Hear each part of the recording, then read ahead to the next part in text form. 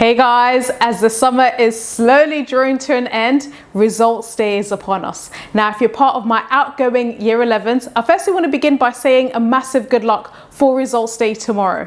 And I'm pretty sure that you're feeling at least a little bit anxious, or like most people, you're feeling super scared and a little bit terrified about results day tomorrow. Pre-results day anxiety is absolutely horrible. So what I wanted to do, guys, is just to quickly go over just the top 5 things that can make this remaining time before results day tomorrow a little bit less stressful, and what I would suggest you should do between now and results day tomorrow just to make this process a little bit easier and less daunting. Okay, so guys, this is just pre-results day advice. For those of you that are feeling super panicky, super stressed, I want to first say, guys, remember that you probably did so much better than you think. However, if you're still like, oh, that's not really helping, I'm still really stressing, I'm still stressing, how can I make this way less stressful for myself, guys? I'm gonna give you just 5 tips to consider between now and results day tomorrow that will hopefully make today pass a bit more easy. Now, when it comes to results day, guys, firstly, I'd like to suggest, if you're part of outgoing year 11, firstly, you will notice when you go on TikTok, YouTube, Snapchat, Instagram, what you're probably going to be seeing is loads of panicky posts, panicky messages, panicky comments. Oh my God, results day. Oh my God, results day. And the worst thing you can do is engage with that, right? This endless social media scrolling, this doom scrolling.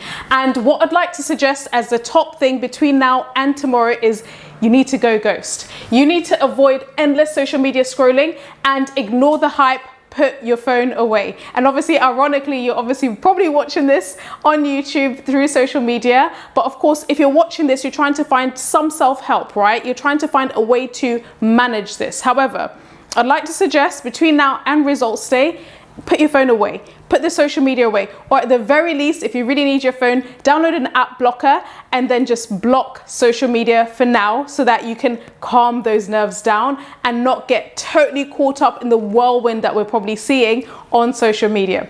Now, number 2, don't panic. And you always remember, as you're probably thinking, oh my gosh, if I don't get GCSEs, or if I don't get this grade in this GCSE, oh my God, things are gonna go really badly, blah, blah, blah. It's so easy to spiral and start panicking even before you've seen your results. But I would like to suggest that the second thing, please do remember that you always have options, okay? As I mentioned at the start, you probably did better than you think. However, let's say you didn't do as well as you had hoped. Let's say, you need certain GCSE grades to get into your chosen A-level topics or whatever you're planning to do after school, or ultimately for your UCAS points for university. Let's say you didn't get the grades that you wanted and you were hoping for. Always remember that it's not the end of the road, okay? Lots of students are usually really scared. Oh my God, I have to do resits, I have to do resits. Guys, for example, if you have to do resits for English, you only have to worry about resits September, October, and then November you have those resits exam and it's over.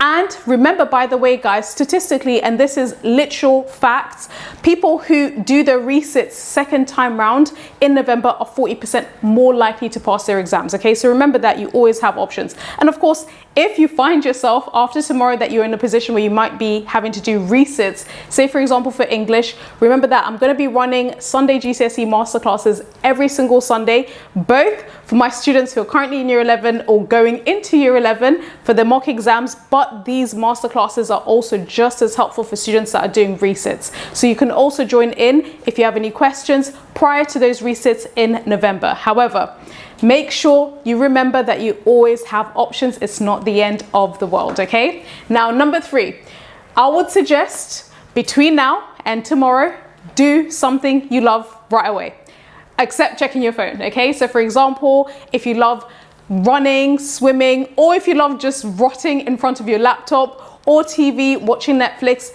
do something right now that you love that doesn't include your phone, that takes your mind off all of the stress and all of the anxiety about results day. That would be my 3rd tip, okay? And this is really important because we're drawing to the end of summer. You're gonna have stuff to do from September. Why do you want to add that stress during a time when you should just be enjoying yourself, okay? Now, number 4, try as much as you can to get out of your head and talk it out. So let's say, for example, you decide, okay, I'm going to watch a film. I'm going to go and hang out with my friend, or I'm going to hang out with my siblings. I'm really close to my brother. I'm really close to my sister. But you're still finding that in your mind, you're kind of spiraling and you're worrying and you're in this loop. I would suggest, instead of staying in your head, literally find somebody that you trust. If it's your friend, if it's even your dog, talk it out verbally. You'll be super surprised at how literally talking it out makes all the difference.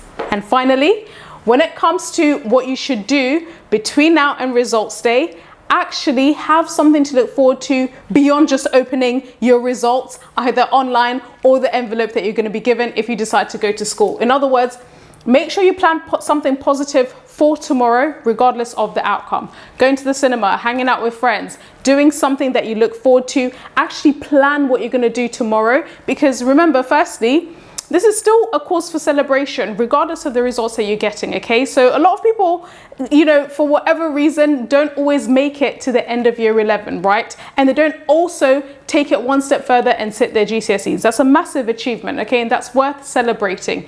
And regardless of the outcome that you get, you want to make sure that tomorrow is not just something that's filled with dread. Tomorrow starts and ends with what you get as your results. Also plan something positive, something rewarding, something you look forward to after you find out your GCSE results, okay? So guys, best of luck for tomorrow. I'm sending you all the positive vibes, and I'm hoping, obviously, guys, to hear from you in the comments, in emails. I do always look forward to hearing from you guys as to how you did in your GCSEs. Thanks, guys.